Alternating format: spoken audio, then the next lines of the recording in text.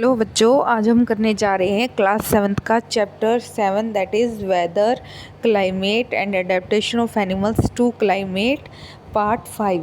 तो बच्चों, अभी तक हमने क्लाइमेट और वेदर में डिफरेंस पढ़ा था। हमने डिफरेंट क्लाइमेट पढ़ा है, डिफरेंट रीजन्स का। आज हम शुरू करने जा रहे हैं क्लाइमेट एंड एडेप्टेशन से। Climate and adaptation. Climate has a profound effect on all living organisms. तो क्लाइमेट का बच्चों हमारे जो लिविंग ऑर्गेनिज्म है उस पर बहुत ही ज़्यादा अफेक्ट पड़ता है। तो animals are adapted to survive in condition in which they live. Animals living in very cold and hot climate must possess special features to protect themselves against the extreme cold और heat. तो कहने का मतलब है कि जो animals ऐसे areas में रहते हैं जहाँ पर ड्रास्टिक क्लाइमेट कंडीशंस होती हैं, मतलब या तो बहुत ज़्यादा ठंडा होगा जैसे पोलर रीजन, या बहुत ही ज़्यादा गर्म होगा जैसे रेगिस्तान, फिर भी वहाँ पर हमें एनिमल्स देखने को मिलते हैं। इतनी एक्सट्रीम कंडीशन में, इतनी ड्रास्टिक कंडीशन में भी वो कैसे रह पाते हैं? तो इसका आंसर है कि वो कुछ स्पेशल करैक्टर्स को अडेप्ट कर लेते हैं, अपने अंदर कुछ ऐसे चेंज ले आते हैं जो जनरली उन एनिमल्स की प्रजातियों में देखने को नहीं मिलते, जो नॉर्मल रीजन्स में रहते हैं उनमें नहीं देखने को मिलेंगे। लेकिन आपको ऐसी जगह जो स्पेशल जहाँ पर बहुत ज़्यादा चेंज है, या तो कोल्ड है या फिर हॉट है, ऐसे क्लाइमेट में रहते हैं, तो उन जीव जंतुओं में आपको ऐसे चेंजेस देखने को मिलेंगे। और इसी को हम कहते हैं, चेंजेस को ही कहते हैं अडेप्टेशन, कि उन जीवों ने वहाँ पर रहने के लिए अपने अंदर कुछ चेंज लाया है ताकि वो वहाँ पर क्या कर सके, सर्वाइव कर सके। ठीक है। तो recall from chapter 9 of your class 6 science book and the definition of adaptation. तो आपको अगर याद हो कि आप 6th क्लास में पढ़ के आए हैं कि अडेप्टेशन का मतलब क्या होता है। Features and habits that help animal to adapt to their surrounding as a result of the process of evolution. तो बच्चों, यहाँ पर डेफिनेशन दी गई है अडेप्टेशन की। भाई, जो फीचर्स हैं, हैबिट्स हैं, किसी भी एनिमल को हेल्प करते हैं to adapt in their surrounding. कहने का मतलब है कि जो जीव जंतु हैं अपने अंदर कुछ चेंज लाते हैं, वो चेंज उनके फीचर्स कहलाते हैं, और वो फीचर्स उनको हेल्प करते हैं उस इन्वायरमेंट में रहने के लिए। तो इसे हम कहते हैं अडेप्टेशन। ठीक है। The which are result of the process of evolution. Evolution क्या होते हैं? ऐसे चेंज जो समय के अनुसार होते हैं और धीरे धीरे होते हैं। ठीक है, उसे हम कहते हैं evolution. In chapter 9 you will learn about the affect of weather and climate on soil. तो आपने अगर चैप्टर 9 पढ़ा है तो उसमें आपको पहले ही बताया गया है कि क्लाइमेट का हमारी मिट्टी के बनने में क्या योगदान है, क्लाइमेट और वेदर कैसे मिट्टी को बनाने में हेल्प करते हैं। तो here we will study the effect of climate on animals. लेकिन अब हमने क्लाइमेट का इफेक्ट देखना है जीव जंतुओं पर। In class 6th you have read about the adaptation of animals to certain habitats as example of adaptation of animals to climatic condition. We discuss only animals living in polar region and tropical rainforests. तो जैसे कि मैंने आपको पहले ही बताया है कि हम स्पेशली उन जीवों की बात करेंगे जो ड्रास्टिक कंडीशन में रहते हैं, या तो बिल्कुल ही कोल्ड या फिर बिल्कुल ही हॉट।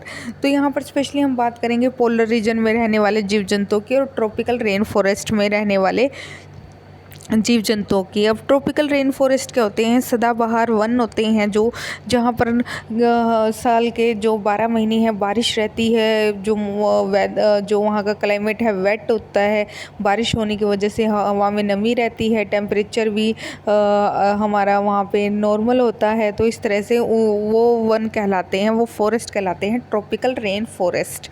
ठीक है। As the name suggest the polar region are situated near the poles, north pole and south pole. तो आपको पता है जो हमारे north pole and south pole है वो हमारे स्पेशली वहाँ पर क्या होता है, नॉर्थ पोल पर हमें बर्फ़ देखने को मिलती है। तो इस तरह से हम लोकेशन के हिसाब से उन पोल्स को हम उन रीजन्स को क्या कहते हैं, पोलर रीजन। जैसे पोलर रीजन जो पोल्स के नज़दीक प्रेजेंट है, तो for example north pole and south pole. Some well known countries that belong to the polar regions are Canada, Greenland, Iceland, Norway, Sweden, Finland, Alaska, Siberian region of Russia. तो यह कुछ हम country के नाम बताए गए हैं जो बेसिकली पोलर रीजन को रिप्रेजेंट करते हैं। Example of some countries where the tropical rain forest are found in India, Malaysia, Indonesia, Brazil, Republic of Congo, Kenya, Uganda and Nigeria. तो यहाँ पर आपको बेसिकली हॉट ह्यूमिड इन्वायरमेंट देखने को मिलता है, जबकि ऊपर वाली कंट्रीज़ में आपको हमेशा ठंड देखने को मिलती है।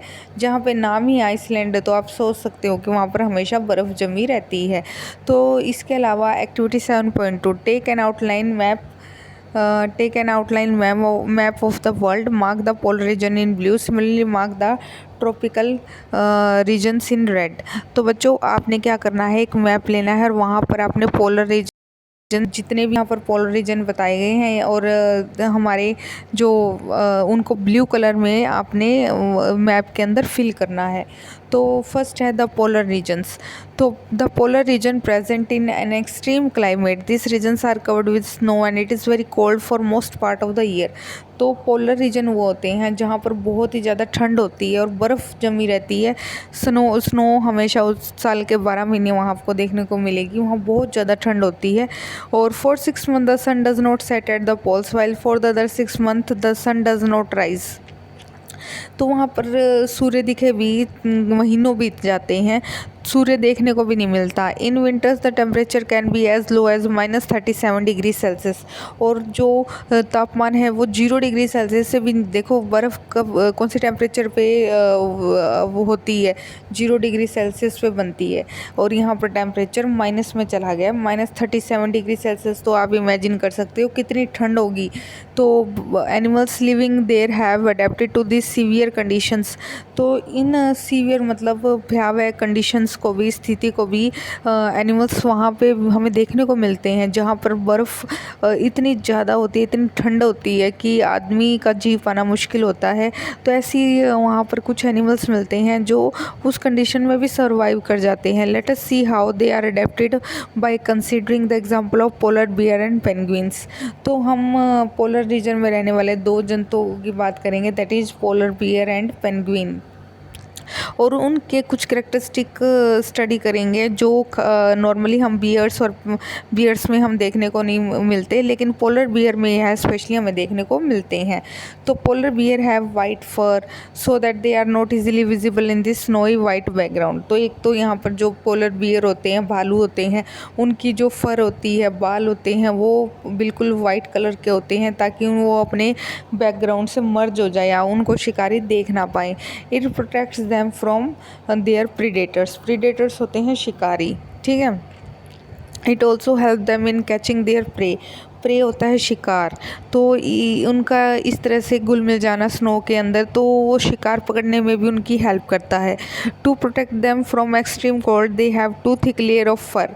तो उनके जो शरीर है उसके ऊपर 2 लेयर्स होती हैं फ़र की, जो उन्हें इतनी सर्दी से बचा के रखती हैं। They also have a layer of fat under the skin.